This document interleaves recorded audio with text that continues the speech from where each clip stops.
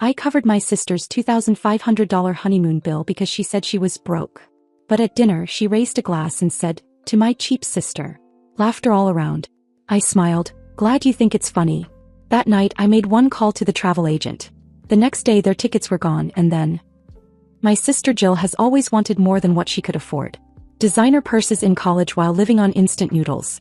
Front row concert tickets charged to a card with a $12 minimum payment. Even when she was broke, she acted like money just appeared when she needed it. I always knew she lived in a different world. A world where consequences were just a minor inconvenience until someone else, usually me, fixed everything.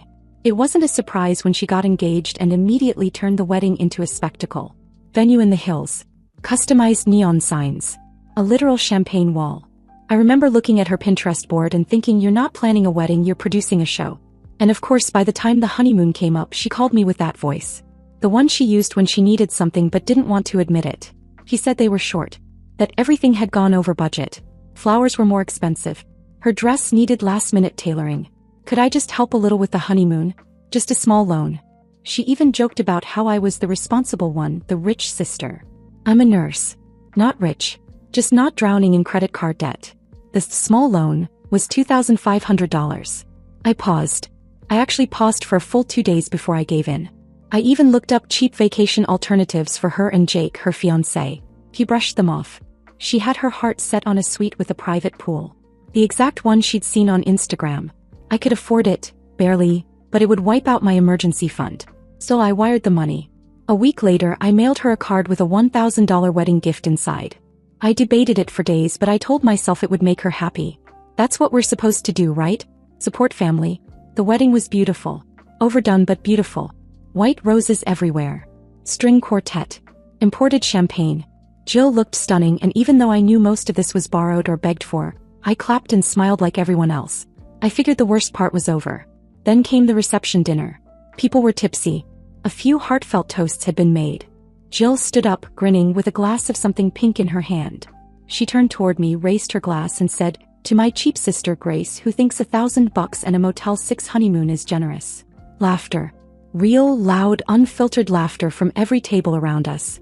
And Jill just stood there laughing along with them like she was proud of herself. I felt everything in me freeze. That moment is burned into my brain. Not because of what she said, but because of how natural it came to her. Like mocking me in public was a casual little joke. I smiled back, cold as glass. Said, "Glad you think it's funny." But I didn't speak to anyone else the rest of the night. When I got home, I didn't sleep. I sat at my kitchen table until the sun came up.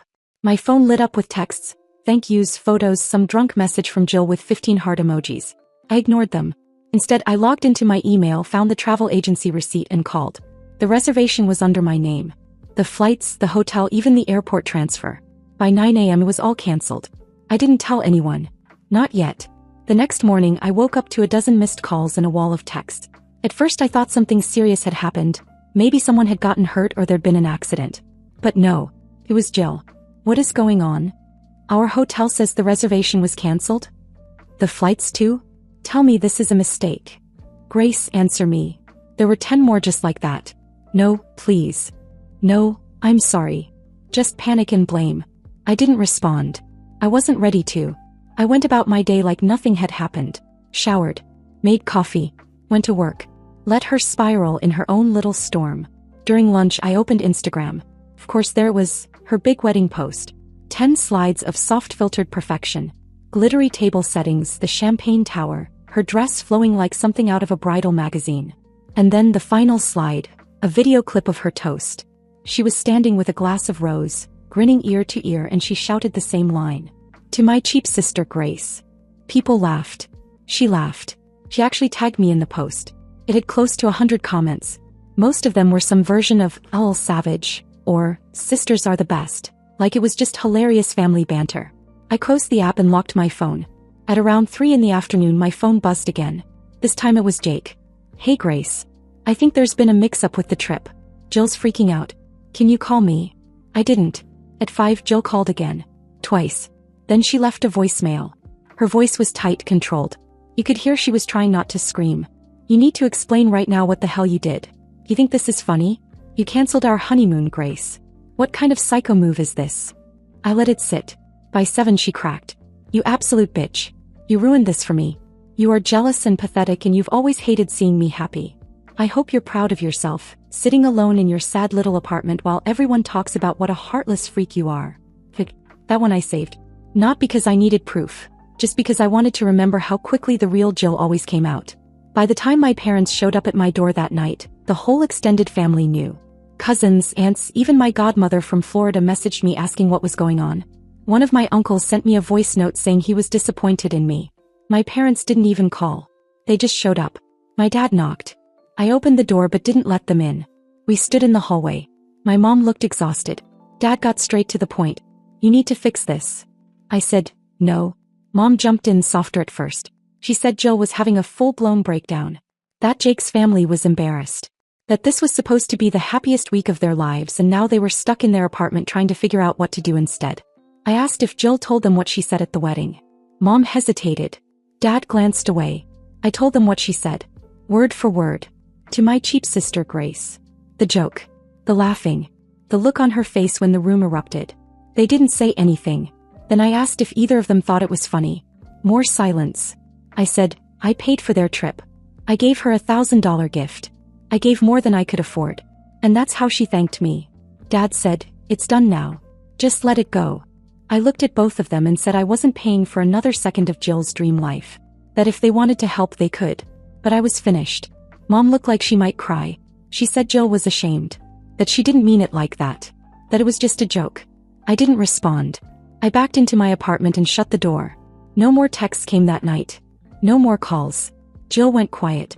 For 2 days there was nothing. And then, things got worse. 2 days passed. Not a single text. Not a call, not even one of her usual Instagram stories. Jill had been posting 5 times a day leading up to the wedding. Nails, lashes, bridesmaid gifts, customized slippers. No. Total blackout. I thought maybe she finally understood. Maybe the silence meant she got it, that she'd realized she'd crossed a line and was actually embarrassed for once in her life. I was wrong. Friday night, just after 11, Jake's name lit up my phone. I let it go to voicemail. A minute later came the text. We need to talk. Jill's not okay. I stared at it. I could almost hear the tone through the screen. Half serious, half manipulative. The thing is, I believed him. Jill wasn't okay. But that had nothing to do with me. She had humiliated me in front of 200 people. She mocked the money I gave her. And when I finally stopped playing her personal bank, I became the villain. I didn't reply. I didn't even think about it for long. I turned off my phone and went to sleep. Saturday morning, I ran to the grocery store. I hadn't even made it out of the parking lot before my cousin Ella spotted me. She jogged over like she'd been waiting for this moment. Hey, have you talked to Jill? I told her I hadn't. She gave me this confused, sympathetic look like I was the one she felt sorry for. She's not doing well. I shrugged. Did she tell you what she said at the wedding? Ella paused. She said it was a joke. Right. I just said, ask her to say the joke out loud again. Let's see how funny it sounds now. Ella didn't have a comeback for that. She just nodded awkwardly and walked off. By the time I got home, the bridal party group chat was blowing up. I had silenced it weeks ago, but now it was buzzing nonstop.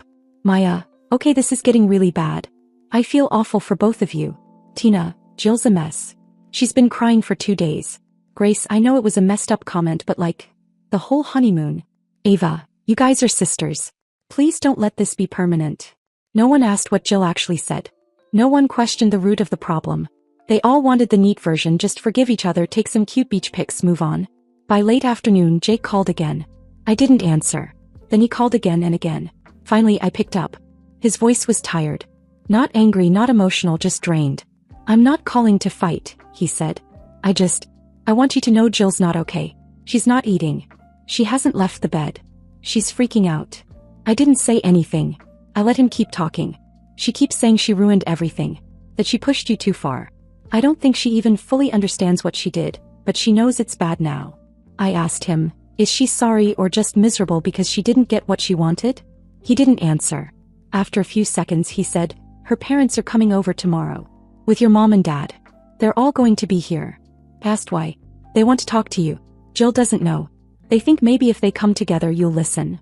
I told him I wasn't going to change my mind. I wasn't angry anymore. I wasn't even bitter. I was done. And when I say done, I mean it in that cold, quiet way you only feel when you've been pushed way past your limit. Jake said, I believe you. He hung up. That night, I cleaned the apartment like I was expecting a disaster. I didn't know why I even let them come the next day. Maybe part of me wanted to hear them say it out loud, that Jill had gone too far. That I wasn't crazy for being furious. That I had every right to cancel everything after how she treated me. Or maybe I just wanted to see if any of them had the guts to really hold her accountable. Because as much as Jill had lost in this, I had lost more. Not money, respect, patience, time, and I was done pretending I owed her anything. They showed up at noon sharp like they'd rehearsed it. My parents. Jill's parents. No warning, no call ahead. Just 4 people standing in front of my apartment with fake calm faces and eyes that screamed fix this before she falls apart. Jill wasn't with them. Jake texted me earlier that she was staying with her best friend, to clear her head. That probably meant she was sitting in sweatpants, surrounded by wedding gifts and empty takeout containers, waiting to hear if her team of adults could guilt me into paying for a do-over. I let them in. No one said thank you. We sat in my small living room, my mom balancing a Tupperware of homemade cookies on her knees like they were some kind of peace offering. My dad looked like he wanted to be anywhere else. Jill's mom, Denise, took charge right away. "We just want to talk," she said. I didn't answer. I let them talk. She started with the usual. How things got out of hand, how Jill was just overwhelmed, how weddings bring out emotions. Then she called Jill's toast a moment of poor taste. Not cruel. Not disrespectful. Just poor taste. I waited. Then my dad jumped in with, "We all know Jill isn't perfect, but she didn't deserve what you did." There was. I said, "You mean she didn't deserve the consequences?" No one answered. My mom started in with the crying. "Grace, you humiliated your sister. Everyone at that wedding was talking about it the next day. People are still talking." I said, "Yeah? Were they talking about what she said, or that she didn't get her little vacation?" Silence again. Then came the part one didn't see coming. Denise said, "She's talking about annulling the marriage." That got my attention. She's saying maybe she rushed everything. That the wedding was a mistake. That the way it all collapsed right after, maybe it means something. I blinked. "You're telling me she's going to leave Jake because she didn't get a honeymoon?" "She says it's about more than that," Denise replied. "She says it made her see how alone she felt the moment you turned on her." That was rich. I turned on her? I paid for a vacation I couldn't afford, gave her $1,000 gift and smiled while she publicly humiliated me. The only thing I turned off was the faucet she thought would never stop pouring money. My dad stood up. He looked at me like I was a ticking bomb. "This is your chance to undo it. We'll all help pay for a new trip. But you have to call the agency. Tell them it was a mistake. Get it back on track." I shook my head. Then my mom pulled a card out of her purse and placed it on the table like it was sacred. "She wrote you something." I didn't touch it. "I'm not interested in a letter." Denise leaned forward. "She didn't want to write it. Said you'd never believe her. But I told her she had to at least try." I looked at them all. "Did she mention what she said? Word for word? In the speech?" They exchanged glances. "No." I said. "Then we're done." They stayed quiet for a beat. Then my mom, trying one last time, asked, "You're really okay with this? With not being part of her life anymore?" I said, "If this is what her life looks like, yes." I walked them to the door and shut it behind them. The letter sat on the table for 2 days. I didn't even glance at it. I went to work. I did my laundry. I bought myself a nice dinner just because I could. Then one night I poured a glass of wine and finally opened it. It wasn't an apology. It wasn't even close. She wrote, "You humiliated me in front of everyone. You made me look pathetic. You made Jake question whether I'm too much. You made me feel small. I hope you're happy, because you ruined everything." No mention of the money. No mention of the toast. No acknowledgement of what she did. Just blame. Pure, unfiltered, narcissistic blame. I folded the letter, dropped it in the trash, and took out the garbage that night. That moment, with the cold night air and that letter sinking to the bottom of the dumpster, was the most peace I'd felt in months. But I knew Jill. She never let anything go.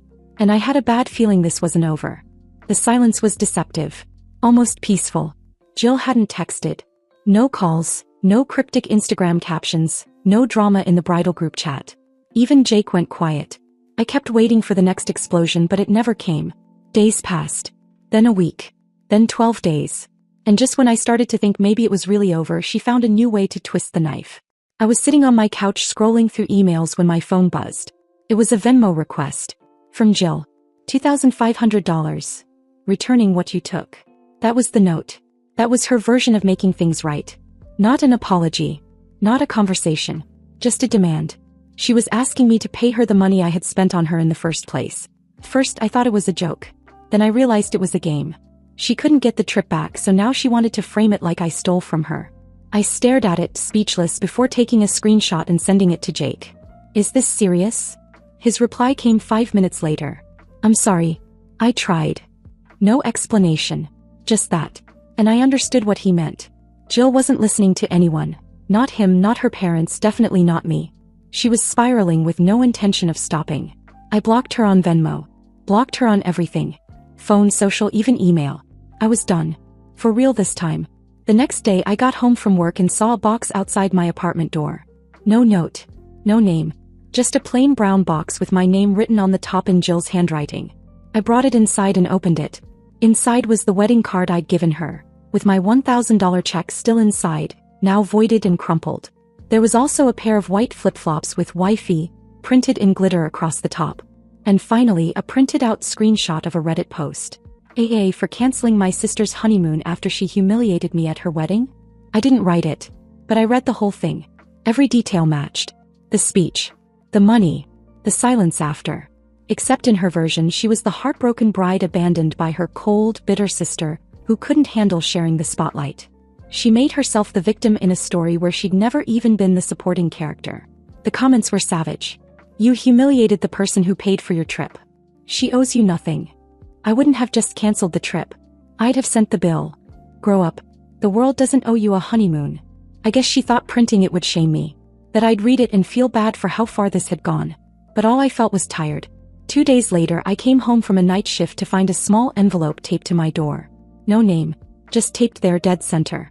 Inside was the same wedding card I'd given her. But now she'd scribbled over my original note with a Sharpie. One word, all caps across the top. Insufficient. That was it. I stared at it for a full minute, then tossed it into the sink and lit a match. Watched it burn into nothing. The next morning my mom texted. Just one line. She's shut everyone out.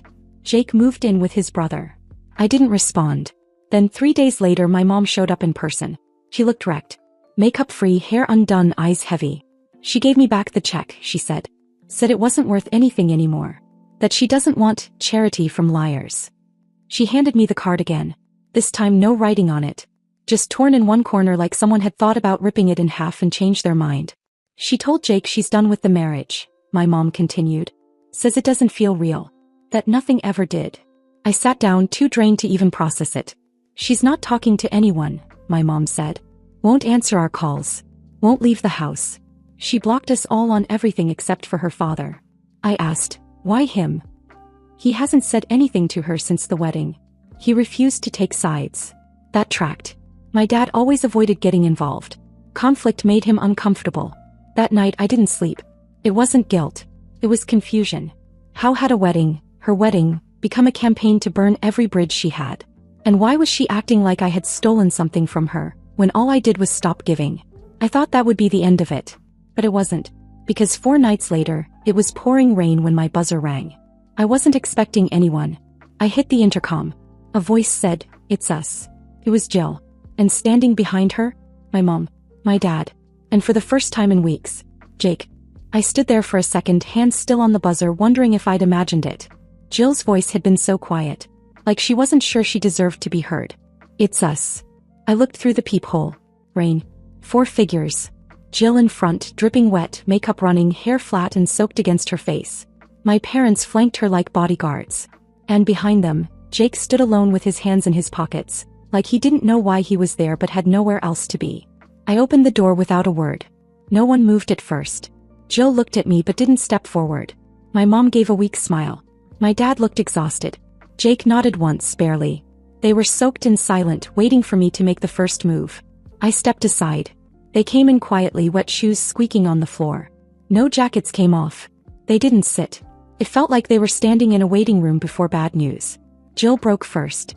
I messed up. No performance. No tears. No fake humility. Just the words low and flat. I thought if I made it big enough, if everything sparkled enough, then I could be the kind of person who deserved what you gave me. And when I knew I didn't, I made you small to make myself feel big. The room was dead silent. No one even breathed. I said something disgusting. I embarrassed you. I knew it in the moment and I said it anyway. She looked down, then back up. I told myself you wouldn't care. That you'd get over it like always. And when you didn't, I panicked. Because I don't know who I am without someone fixing things for me. Jake moved a little closer to her like he was ready to catch her if she collapsed. I don't want anything from you. Not forgiveness. Not money. Not another chance. I just needed to say it. Face to face. In your space. Not hiding behind a text or a voicemail or another person. She pulled something out of her coat pocket and laid it on the table. $2,500. Made out to me. I know you won't cash it, she said. But I couldn't keep it. It wasn't mine. My mom finally sat down, looking like her body had been holding its breath for 3 weeks. We were wrong, she said. We should have stopped her. We should have defended you. We saw it happen and we just froze. My dad stayed standing, but he nodded once. That was enough from him. Jill looked up again.